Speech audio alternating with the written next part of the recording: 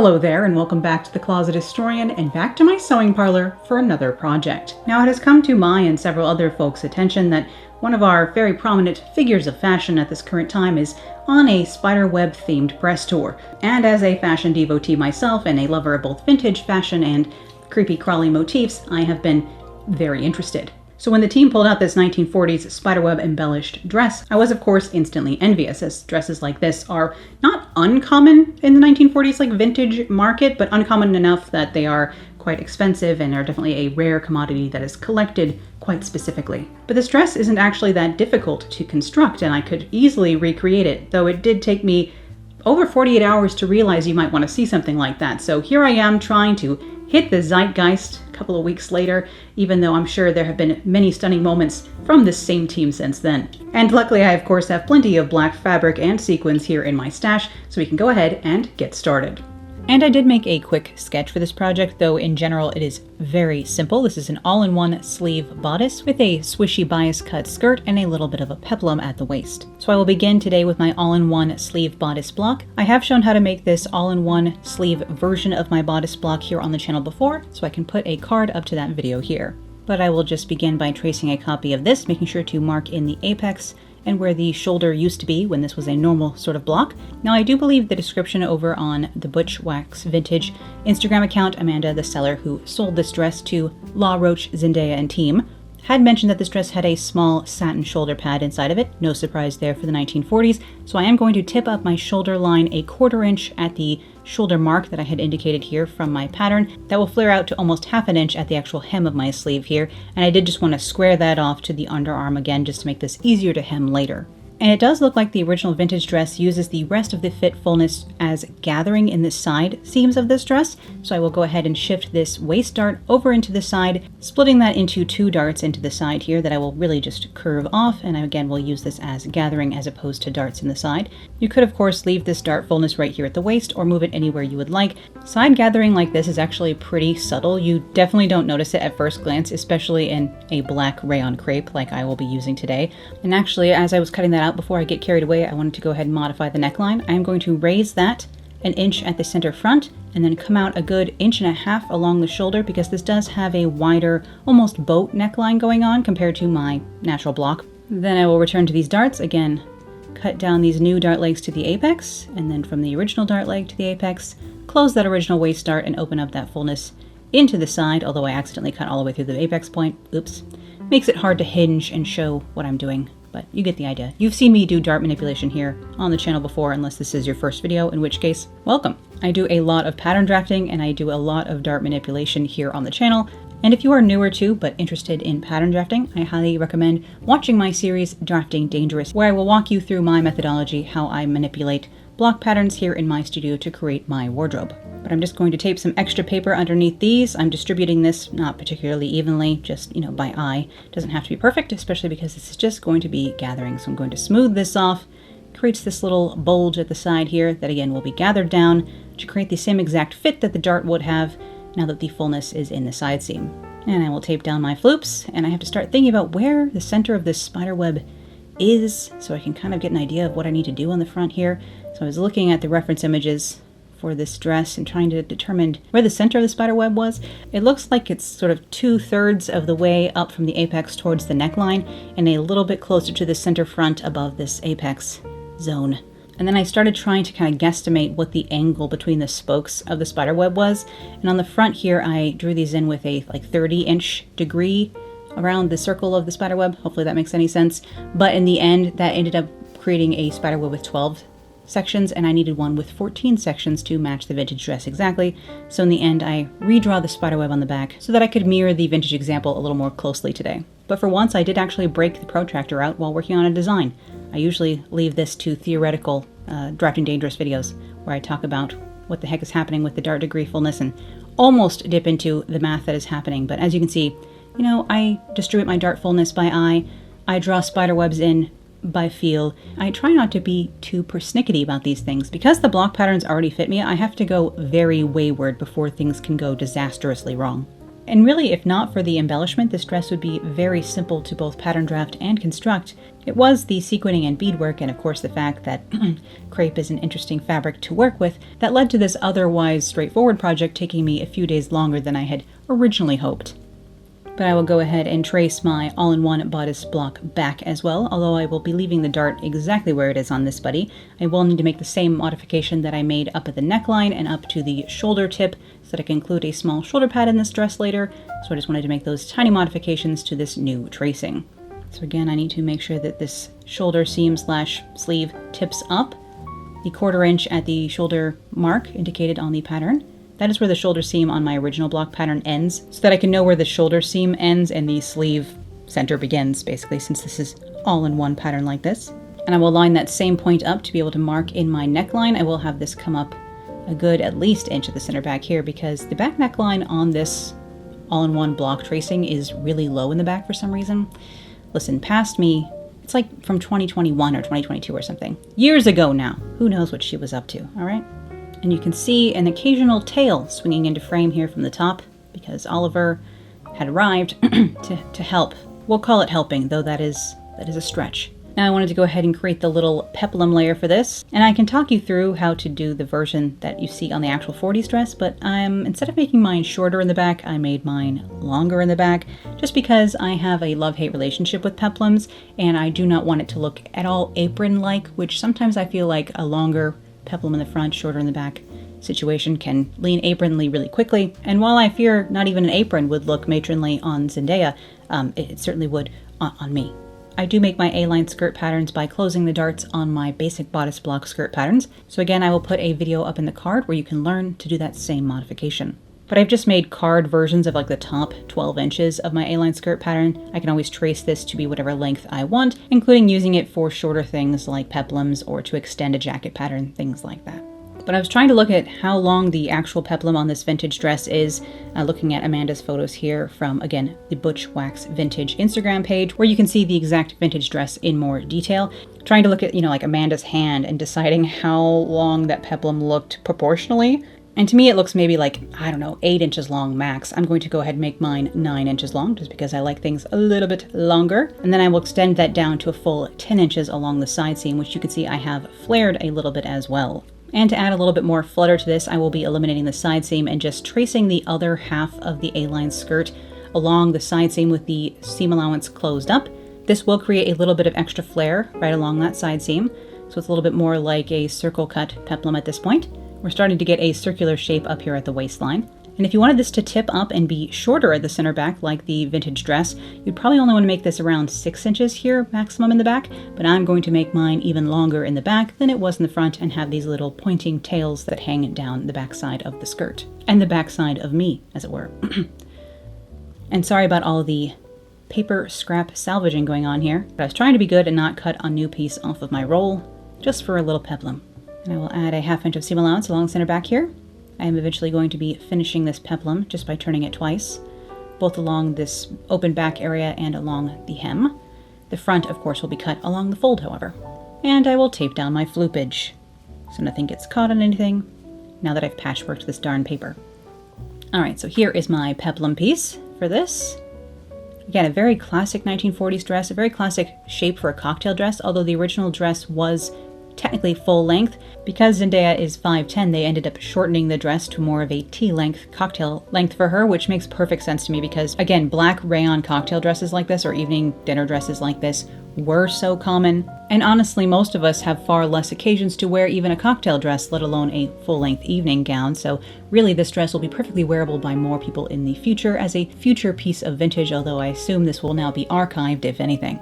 Anyhow, speaking of Frankensteining some paper together, I have this slightly botched A-line skirt pattern that I had shortened for another recent project, and I'm going to go ahead and tape the hem back on there. Again, supervised by Oliver, who is taking up at least half of my cut table space, just laid out, flicking his tail around, moping, really, honestly, more than anything else. I guess I was supposed to be playing with him, not playing with paper. And yes, I am just going to be using my regular A-line skirt pattern with this. I thought that would be enough swish, especially as I'm going to be cutting this out on the bias today, as indicated by the vintage dress description. However, this is still not as much twirl as I see in the vintage dress. So I think that's more like a half circle skirt. So if you want that same amount of twirl, I would bump up to the half circle skirt from the A-line. And I had already started cutting things out when I realized I would need neckline facings to finish this off. So I'll go ahead and trace the top 2.5 inches of my front neckline here. And I will cut this facing along the fold, like so. And I will do the same for the back as well. Just finishing things up here at the neckline. Everything else will just be hemmed, really. And I will actually be serging the raw edges of my fabric today, only because when I grabbed this fabric out of my stash, I realized that for once I had actually pre-washed this crepe, which is very unlike me. Normally I never pre-wash rayon because I'm too afraid, and I will link to this exact fabric below because it does seem to still be available over on Etsy, and it's listed as a cotton, so I pre-washed it and I had serged the edges before I did that, and everything worked out fine. It is a very pebbly crepe, this one. It's a nice weight, it's a little bit more substantial, but it is very sandy textured. It has a very, as they say in crepes, pebbly texture, yeah. Which does mean it has that sort of mechanical stretch that crepe fabrics have that I mentioned in my last 1940s dress video here on the channel. Because apparently the me who picks projects has a lot more like faith in my patience level over here on the cut table than perhaps reality would actually indicate. And goodness knows my next project will be in some sort of normal cotton, please. But that mechanical stretch in a crepe as pebbly as this one is important to remember as well, in the sense that this dress is going to come out a little bit looser because of the inherent stretch going on, and because this stretch is more on the bias than like a normal plain woven fabric would. Now, unfortunately, it is extremely hard to say just how much extra ease is going to be introduced by the textile itself, but I would say in the end this project came out about a 1/2 inch bigger than my normal projects would, using this same exact block patterns that I always do, and that again is down to the textile. However, it does mean that this dress falls extra nicely and does have that little bit of extra room for gelato after dinner, which is, you know, so important. If you're going to be going out, you want to be able to have a couple of martinis and a gelato, am I right? Anyhow, you can see that I have laid my fabric out in a single layer, giving this a tiny bit of steam here to help it lay nicely, and folded up one corner of this so that I can cut my A-line skirt out along a center fold. However, that center fold is along the bias of my fabric, along a 45-degree angle. And I don't normally use bias much in my work. I don't normally cut things on the bias because, again, it does introduce more of that mechanical stretch. It lays very nicely and flows over the body quite well, but this will mean that the hem of my skirt will stretch into a very strange shape, so you definitely want to let something like this, something cut on the bias, hang for at least 24 to 48 hours on a dress form or a hanger before you try and level the hem off and actually stitch the hem itself, because things are going to stretch out of whack thanks to gravity. And here I have the peplum piece. I decided to prep that first and get that out of the way. So I'm going to hem the center back line of both sides of this. This again was cut with the center front on the fold. So it opens up along the back here. I could have actually stitched this down along the zipper if I wanted to, but it's more fun to have it flowing free. I will hem these straight edges first, just to get a feel for how hemming is going to go in this pebbly crepe. Luckily, because of the texture of this fabric, stitches disappeared into it instantly. I just went ahead and felled anything I needed to do by hand for this because, again, the stitches were so invisible, both backside and front. As soon as I pulled them to tension, to like the proper tension, which don't pull too tight in a crepe, everything disappeared. So that's, again, another perk of a dark crepe fabric. But because of this inherent stretchiness, I did need to interface my facing pieces. Interface your facing. It's not, there's too many vowels going on there. I don't know, the repeated sounds are a mess. So I just have a lightweight fusible that I'm sticking onto this buddy, and you can see this neckline wants to creep and crawl even larger already, so I'm kind of tapping it back down into size, and later attaching this stabilized facing will help the neckline of the dress not to stretch out too far either. And after you cut something out in rayon crepe, it's actually a good idea to do stay stitching around the edges. However, it's just a step that you never see me use. I would rather take the risk, try and, I don't know, whisper some words of encouragement to the crepe as I go and hope things don't stretch too much, rather than taking that extra step and stay stitching everything, hoping that I get the tension right doing that. I feel like the procedure is risky either way. And I will pin and stitch my shoulder seams on those facings as well before I mark the darts on the back bodice pieces here. Again, you can see me tapping this crepe fabric, trying to make it to go back into the shape it was just a moment ago when I cut this out. And I have actually received the recommendation so very often here on the channel to starch or use spray starch in my crepe fabrics. The reason you never see me do this is A, I don't even own spray starch. I don't wash crepe fabrics or like floopy silks either. And because they're never going to touch water, there's no way for me to get this spray starch back out again. I usually consider anything rayon crepe or silk to be dry clean only.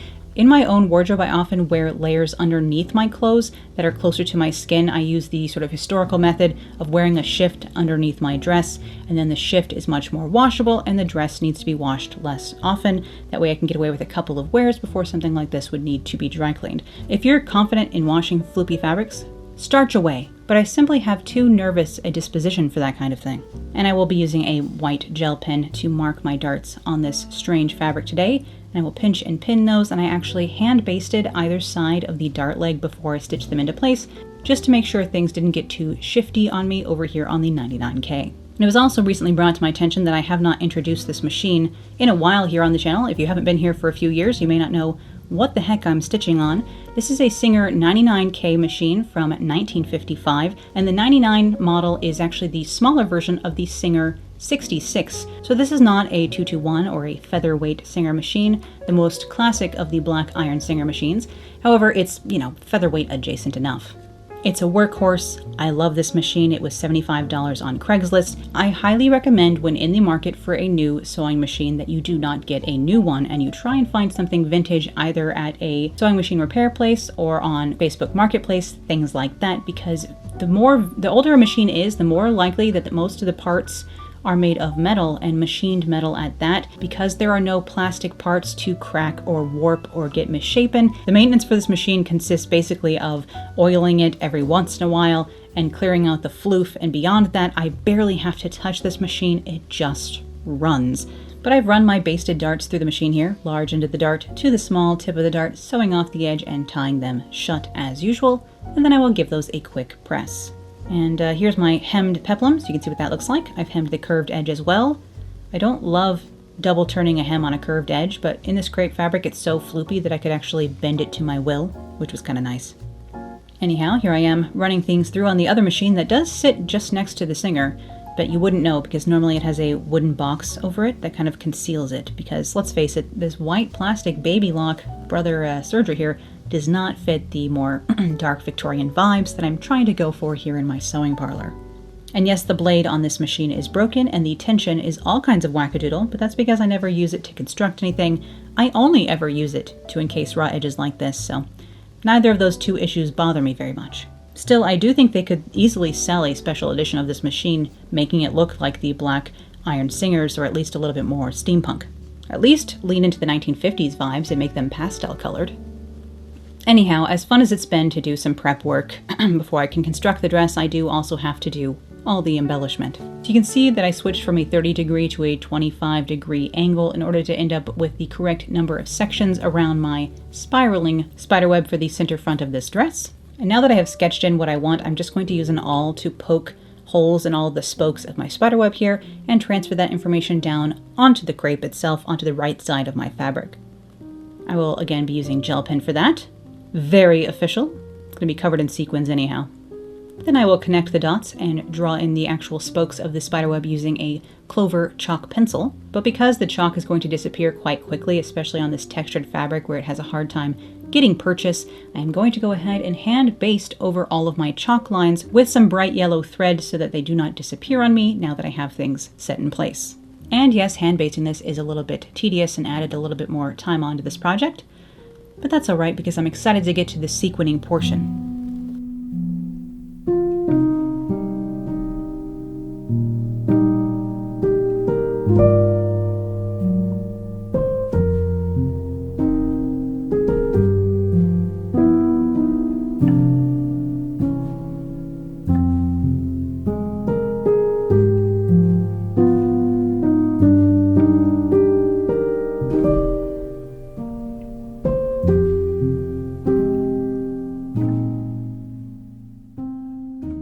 I will remove this basting stitching later on. And I was trying to find which sequins from my rather large stash of sequins would be best for replicating the look of this actual vintage dress. Because unfortunately, 90% of the sequins in my stash are on the newer side, or at least have been made within the last 10 years, meaning that they are made out of a petroleum-based plastic, which cannot be said for the sequins of the 1930s and 40s. Sequins for a long time were made out of gelatin of all things, so you really couldn't get your dress wet. I'm not sure exactly what the sequins on the original dress are made out of, but I did hear that the tailor who fixed up this dress before Zendaya wore it for that press junket spot salvaged some appropriately champagne silver, weird in-between taupey gold, silver, metallic color sequin from a trim that they had found in the garment district. But because I was trying to keep a slightly quicker turnaround for this project and wanted to use what I had on hand, I decided to use a blend of 3 different sequins along the spokes of my spiderweb. Using a slightly cupped, almost pearlescent ivory with a silver sheen sequin. This is a specialty finish that I found over at Cartwright Sequins that I already had in my stash. This is a size 5 slightly cupped sequin. I'm going to intersperse that with a straight up silver metallic sequin in, again, a size 5 slightly cupped finish. And then every once in a while, I'm going to sprinkle in a tiny size 3 gold sequin just to make this have that same sort of tarnished vibe from far away. And the other way I'm going to keep this slightly dingy and slightly vintage looking is by, instead of using a bright new light gray or ivory silvery colored thread, I'm going to use this slightly dingy tan taupe color of thread, because while you won't be able to pick out the individual stitches unless you really get your eyes quite close to what I'm wearing, back off, because so much thread is involved, this will lend a slightly tarnished and used effect to everything as opposed to using a bright white or a bright silver color of thread.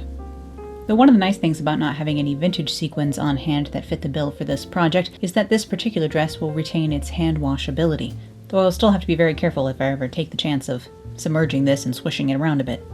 And after I had made a little sample to see exactly how I wanted to layer these sequins both together with the different shades I'm using and the shapes and shades I guess I'm using, and also which stitching technique I wanted to sew these down with, I decided to go with my usual preferred technique, which is kind of a sequin backstitch, where there are 2 stitches over each sequin that secure either side of it in place.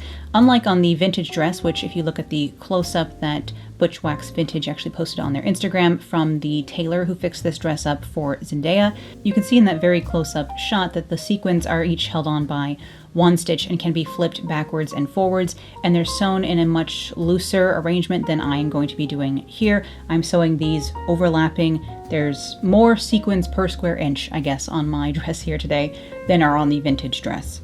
I have gone over both of these methods for sewing sequins in rows, both this sort of single stitch method and this kind of backstitch double stitch method, in my sequining and embellishing video. So again, I will put a card up to that here. You can find those particular rowed methods about 12 or 13 minutes into that video. But I do have the sort of randomize feature turned on to my brain here. So I'm picking up mostly the silver finished ivory kind of iridescent pearl sequins here, and then sewing around maybe 3 or 4 of those, grabbing 2 or 3 of the silver, switching back to 3 or 4 of the other, back and forth, slipping 1 or 2 in at any time. And then anytime I started a section of silver sequins, I would slip on a couple of the tiny gold sequins as well, just again to mute that bright silver finish and turn it into something a little bit more antiqued. And in general, I just wanted these rows of sequins to look a little bit variegated as opposed to a solid mass of any one finish. And in the single stitch method, you can kind of flip the sequin backwards or forwards, or in my case, with the cupped side up or the cupped side down towards the fabric. Because I'm stitching these down with the 2 stitches, I'm making sure that all the cup of the sequins, because one side has kind of got like a divot out of it, all of the cups are facing upwards for the full sparkling potential of that. And I did make sure everything overlapped, radiating towards the center of the spider web. And once I had covered all the central sequined spokes of the spider web here, I did go ahead and sketch in the connective swoops with a very fine silver gel pen. Again, that's something that will technically wash out, but will also just never be noticed. But basically every time I take a new stitch on the surface of the fabric, I slip a bead onto my needle before I take the next back stitch, which kind of gives the stitching a little bit of a flexibility here, as opposed to if I were just stitching these on like with a running stitch, I suppose. And I was being very careful both in stitching these webbed sections between the triangles I had kind of created with the sequining and with the sequins themselves to not pull anything too tight. I almost left this a tiny bit on the loose side because this crepe is so stretchy. When it moves, when it floops around, I want the sequins and beadwork to move with it. If I were to pull these embellishing stitches too tight, I would change and affect the drape of the fabric. So I am trying to take my time with this and not affect the drape in any adverse way.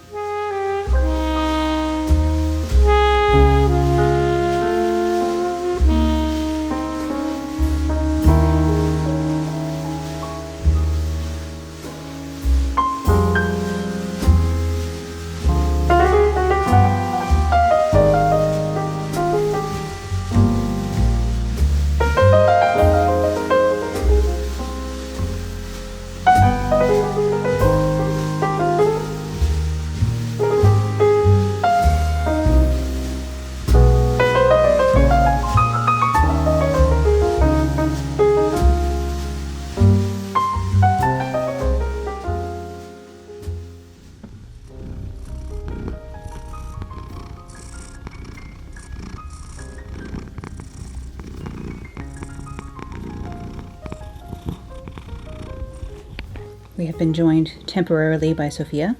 She never stays particularly long, but she needed a little bit of attention, so she's here now. And as you can see, the cats also participated in this process, and by that I mean they attempted to get fur all over everything. Though luckily, because of the particular texture of this crepe, fur does not stick to it very well, which is unusual here in the sewing parlor and in my house in general, because I feel like fur sticks to everything. And with 3 cats in the summertime, it's really quite hard to keep up, I'll be honest. I need to get myself a Roomba. That's kind of what I want to save up for Christmas, is a robot vacuum to try and make my life a tiny bit easier.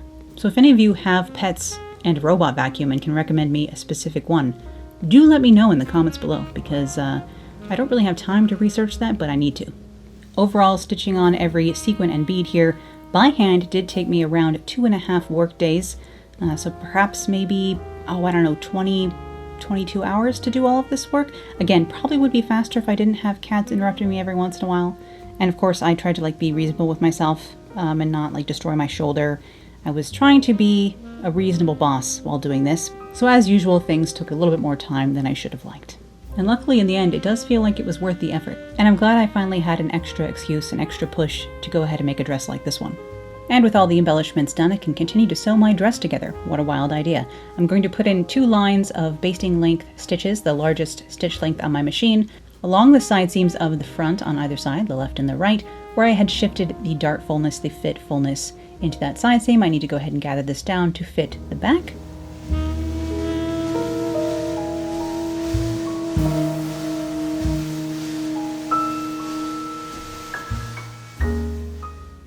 And I do have the ISO on the camera turned up pretty high for a lot of this. So if other parts of the screen seem blown out, like my arms, for example, I promise I do go outside and garden a little bit. I'm not this blindingly white, though nearly, really. But I had just shifted over to these settings so that you could get an idea of the actual texture of the fabric and hopefully see at least a little bit of what's going on in the black. I promise my next project, in addition to not being a fabric that is slightly torturous for me in the sewing parlor, will also be a different color, a different shade other than black. But I will go ahead and gather those side seams down to match the side seam on the back. I lay the back down underneath this piece so that I could gather it down to fit and pinned everything in place, and then I can stitch this first side seam, which also is the tiny underarm seam when it comes to the all-in-one sleeve like this, so it's all in one. Also known sometimes as a kimono sleeve. I don't like calling them that anymore just because they have nothing to do with actual Japanese kimono, and I actually collect and research and enjoy Japanese kimono, and these little sleeves are not worthy of being called kimono. All of this short dolman sleeve, which is what this is, all-in-one sleeve, is used quite a lot, or was used quite a lot in the 40s and 50s, so it's a very common mid-century sleeve style. But I will sew my shoulder seams as well, and that last side seam, so that everything is all assembled. Oh, I should mention that the actual vintage dress had a side zipper, or has, I assume it still does, has a side zipper, and they actually added in a zipper along one of the shoulder seams as well to make it easier to get in and out of after hair and makeup was already done, which is one of the main reasons I prefer a back zipper as well, because I tend to do my hair and makeup before I get dressed, and I don't want to mess up said hair and makeup. So for the same reason that Zendaya had them add a shoulder zipper into her dress, I'm going to straight up use a back zipper down the center back of mine. That way I can just step into this dress and zip it up to my neck and not have to worry about any of that nonsense. I simply don't practice enough Pilates, to be able to get into a dress with a side zipper, especially not without messing up my hair. Which it takes long enough to do my hair anyhow. I'm not going to mess that up. I'm not going to risk it. Although, you know what the most annoying thing about vintage hairstyling is that you will finally get it to look decent after a brush out, and then you'll wear your hair, however long, couple hours, all day, whatever it is. And then right before you hop in the shower, when you brush it out again, it will fall into the most perfect soft version of 1940s, 50s hair. But of course, you couldn't achieve that earlier in the day. You only can achieve that after your hair has been set and hairsprayed into a different style. And then as soon as you brush it out, I wish I could figure out a way in my life to have it be nice one way during the day, brush it out, and then be able to wear it a slightly different way in the evening. But my days are never actually that full, and I cannot be on for that long as an introvert anyhow. And here's what our dress is looking. It's still looking a little bit shapeless here in this crepe, but we'll work on it. I'm going to go ahead and finish the neckline here by putting the facing on, pinning that along right sides together here along the neckline, making sure to match up the shoulder seam area first, and then kind of make the dress crepe fit into this stabilized, again, interfaced crepe, which is the actual size of the neckline, whereas the dress itself has stretched a little bit after a couple of days sitting at the sequining station, with and without a cat sitting on it as well, though I cannot blame Oliver for the properties of crepe fabric.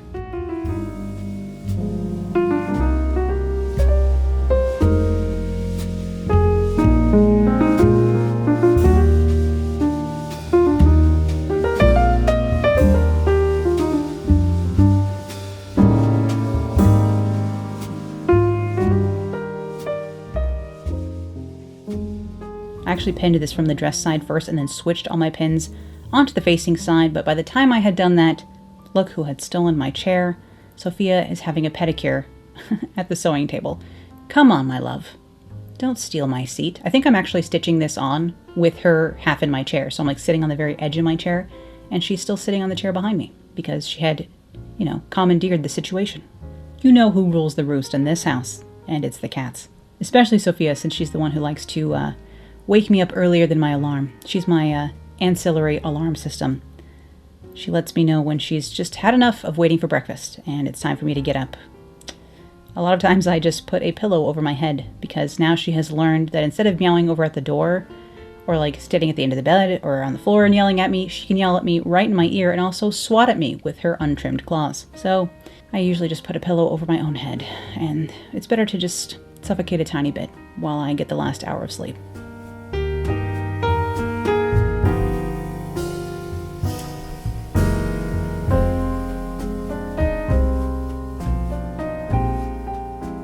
But I will clip the curves here along this facing and press the seam allowance towards the facing, and then I will take that over to the machine and run some edge stitching, or understitching rather, in along the facing side of this. You can see I have the seam allowance pointed towards the right underneath my right hand here as I feed this back through the machine, stitching right close to the original stitching line here from the outside, although this is the inside of the garment eventually because it's going to be flapped in there in a moment. You've sewn a facing before, you know what I'm talking about. And of course you could line a dress like this if you wanted to, especially if you were worried about it stretching out of shape. If the lining was less floopy, then you would have less of a concern there. Though of course if your lining and fashion fabric are too different in drape, things start to get messed up in whole new ways, so do be careful.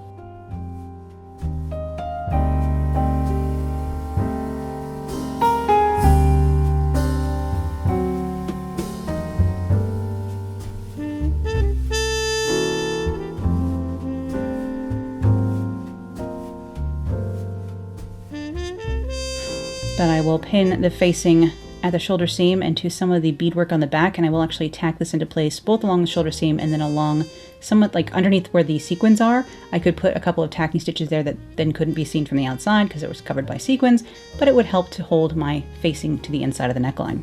At this point I decided to go ahead and hem my sleeves as well, just so that this was finished up. So I'm going to turn those in 1/4 inch twice, just like I did for the hem of the peplum. And again, I'm just going to fell this down because my stitches could not be seen in this pebbly fabric.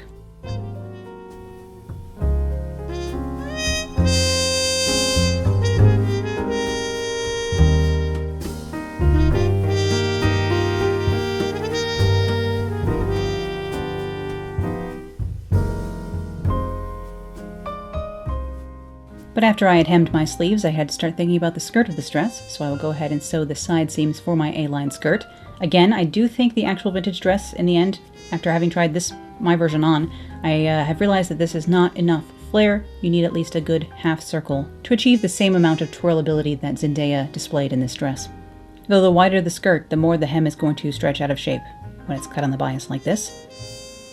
But that's okay. It's already going to be a time for me to go ahead and attempt to straighten this hem off on my own. Of course, I have no one around here to help me pin my hems anymore. I used to rope my mom into doing it back when I lived at home, but now that I'm here, there's no one but me and the cats. Again, they pretend to help, but when it's time to even a hem, where are they? That's right, nowhere to be found.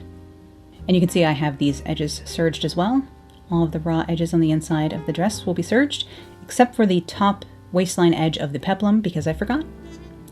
Not a good reason, but it is the reason. Using my tailor's hand for a little bit of help there, just because, again, this is a floopy time.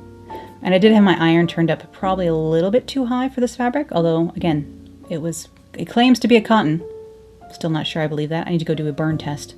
I'm almost positive this is a rayon. Don't know why they're selling it as a cotton. It doesn't feel like a cotton. It has a bit of a shine like a rayon would, Unless it's like a reconstituted cotton, like it's a cupro, which could be possible. Which I believe cupro is like cotton fibers that have been like made into a pulp the same way rayon has been.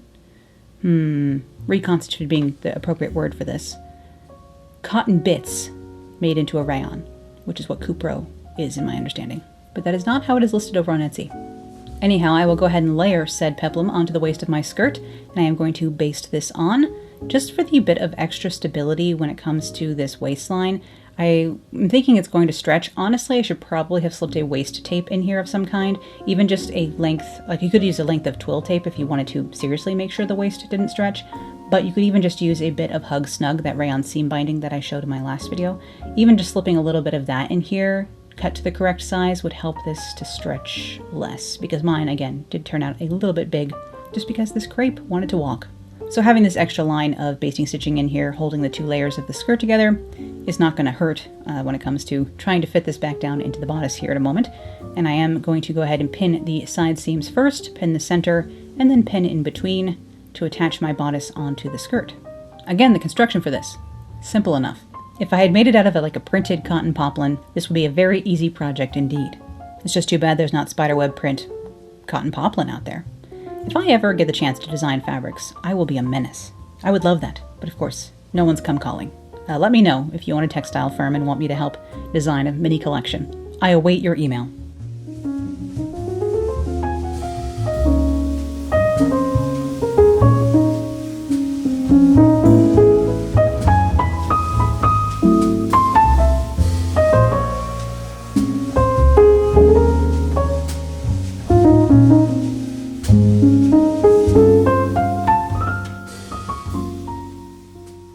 But with the bodice and skirt attached, I had to think about putting a zipper down the center back like I had planned. And of course, the top of this, the bodice, is cut on the straight grain and the skirt is cut on the bias, so I have to be extremely careful. And I did interface this with, again, a strip of that lightweight fusible interfacing.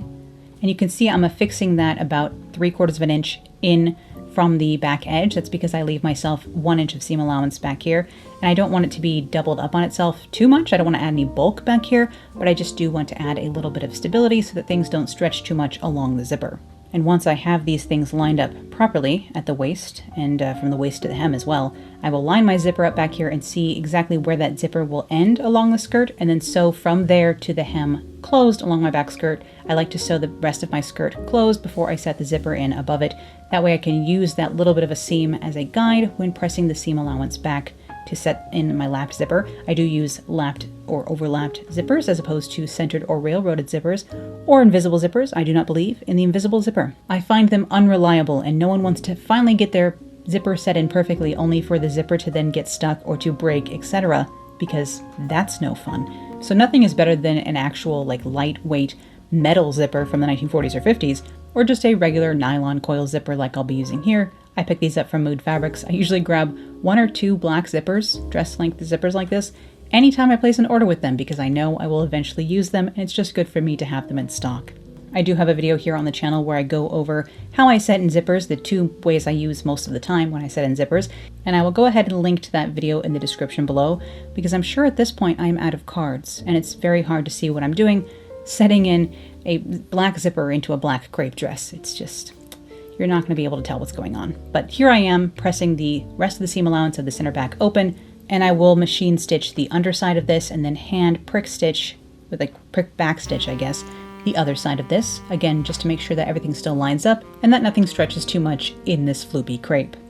Which almost looks like a grayish teal here, but that's again because I have colorful lighting, as I so often do here in the sewing parlor, and because I have the ISO turned up so high on my camera. Thankfully, this fabric is a true dark inky black in reality. But with my zipper in, I can go ahead and fold my facings finished along the inside here, pin that into place, and I will go ahead and tack facings here at the zipper, and then again along the shoulders as I had planned to earlier, as you can see here.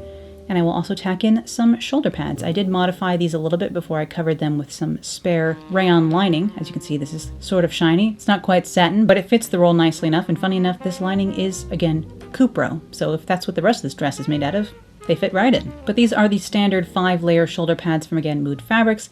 I have actually cut these down 1 inch though, because I had set the neckline out a good 1.5 inches away from my neck. I needed the width of these shoulder pads to be slightly less or they would stick out too far past my shoulder. These do still hang off the tip of my shoulder about an inch, but of course there's no problem having a strong shoulder in a 1940s garment.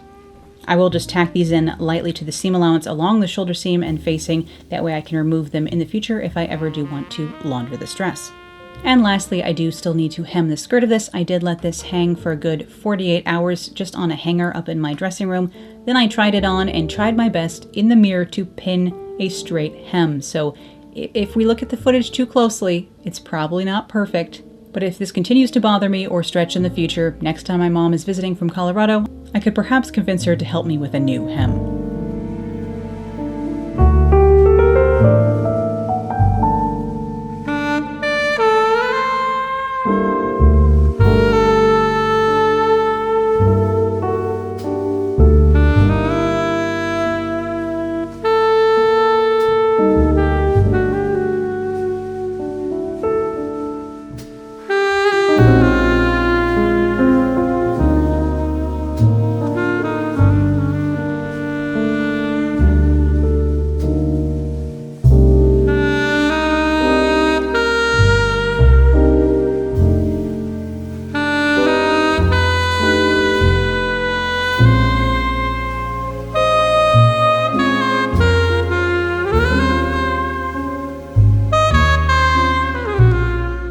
And here is my finished Spiderweb embellished 1940s cocktail dress, inspired by Zendaya and Law Roach's excellent pulls for the recent Spider-Man press tour. And no, I have no intention of seeing the new Spider-Man film, as I have not seen the other ones. Though goodness knows I'm looking forward to Dune Part 3 and those press tour looks as well. Of course, on someone who is model height and proportions, this looks a little bit different.